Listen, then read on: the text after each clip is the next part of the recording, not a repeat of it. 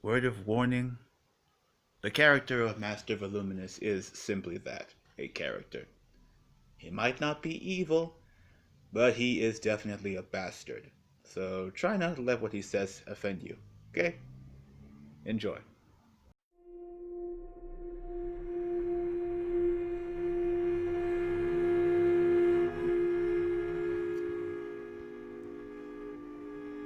Welcome, listeners. I am the mighty Master Voluminous, teacher, commentator, and most importantly to you, storyteller.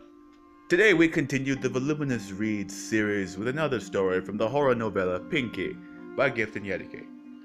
To get you up to speed, if you are new, Phinki is a collection of 6 stories about women in abusive relationships and dangerous situations, being possessed by an evil spirit called Phinki. This entity is no one's ally. In the last episode, we looked at Akonadala, a woman who spends a whole day being stalked and harassed by her ex-boyfriend. Today, we're going to do things a little differently by looking at a lesbian relationship. Our person of interest is a young woman named Jordan Fourie.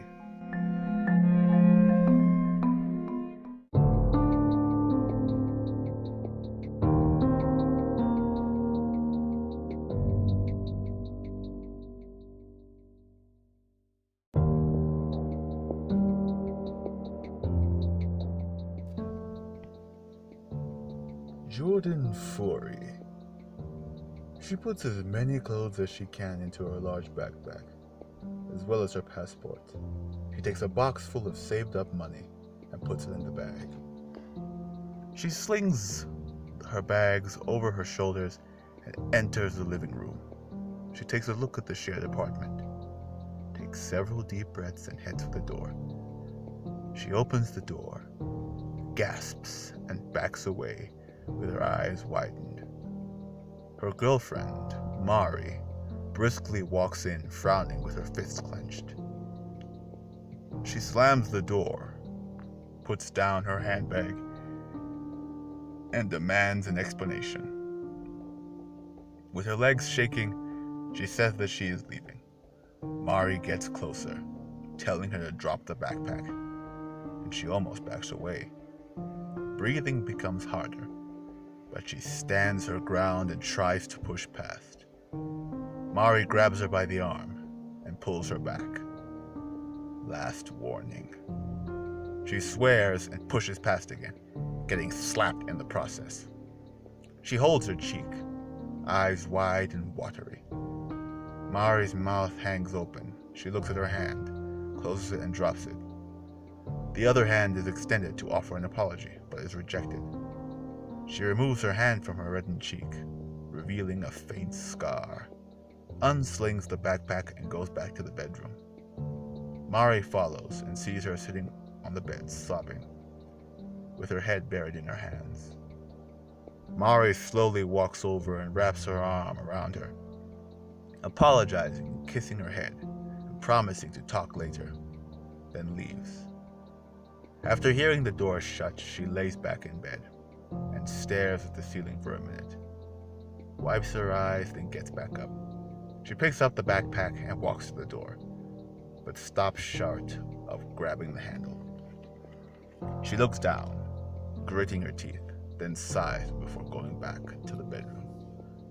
She begins to unpack everything and puts them back in the cupboard. Mari returns 3 hours later to see her partner reading a book on the couch. She does not take her eyes off of her book, but gives a dispassionate greeting, saying the dinner is in the fridge. Mari walks over and kisses her forehead. She takes a breath, reciprocates with a kiss of her own, much to her girlfriend's delight. Mari digs into her handbag, pulls out the gift-wrapped box. They both apologize for earlier. She takes the box, unwraps it and opens it, seeing the smooth brown case inside.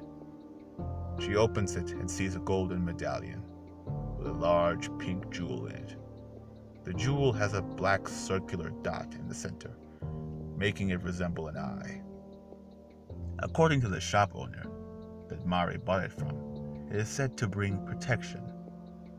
She frowns for a moment, but decides not to speak. She puts it on and asks how it looks. Mari kisses her again and promises to answer after dinner. After making love, they go to sleep, with Mari's arm around her. She is still wearing the amulet, unaware that the eye is blinking. She gently lifts Mari's arm up, slowly slides out from under, and lowers it back down. She walks out of the room, still fast asleep and unaware of her actions. In her mind, she sees a memory, a previous attempt at leaving. Mari is speaking in a low voice.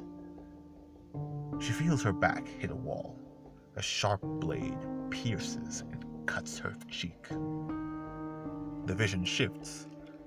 A large pair of scissors is in her hands. Mari is lying on the bed completely naked. Each hand and foot is tied to a corner, meaning her legs are spread open. The scissors are also spread open, the lower blade moving towards Mari's crotch. She lets out a scream, muffled by a cloth tied around her mouth. In the reflection of her wide eyes is a big round face, with big glowing eyes, grinning with massive teeth. She opens her eyes, and the end result of her dream lies on the bed before her. From throat to crotch, Mari is sliced open. She drops the bloody scissors and backs away, tears rolling down her cheek. She turns and runs out, ignoring that she is still naked. The door of the apartment is wide open. There is no one on the other side. She stares at it, and with tears still streaming from the ducts of her eyes, she lets out a snort, which becomes a chuckle, then a titter, then a giggle, and a cackle, a full laugh from her belly. At all of these stages, something pushes her forward, her pace quickening until she reaches the balcony. The laughter echoes throughout the block, from top to bottom.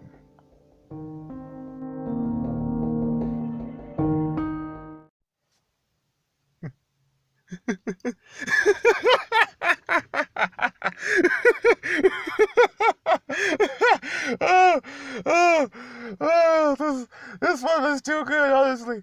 This one was just too good. Oh, I mean, yikes! Hold up, she took a scissors to your face, and you stayed in that house? Oh my goodness. Yikes. And you wonder why I've been single for the last century. Women are vicious, okay? Say whatever you want. Women are freaking vicious. Especially to each other. Maybe it's not the patriarchy after all. Nah, I'm just kidding. I'm messing around with you. Relax. But truly is a sad tale. Very, very sad. She tried to leave, and she died anyway. But an interesting situation, huh? See, Phinki is supposed to possess women who are in dangerous or abusive situations, right? But Mari was also a woman. That seems like a logical error there.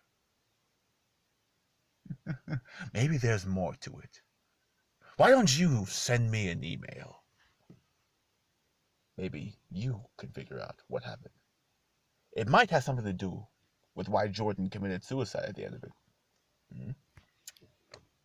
Well, that was an enjoyable read. Feel free to let me know how you feel. Also, if you have any stories that you would like the master to read on your behalf, use the other methods of communication that have been mentioned. Goodbye, my readers. I mean, seriously, fucking scissors to the face. I'm out at that point.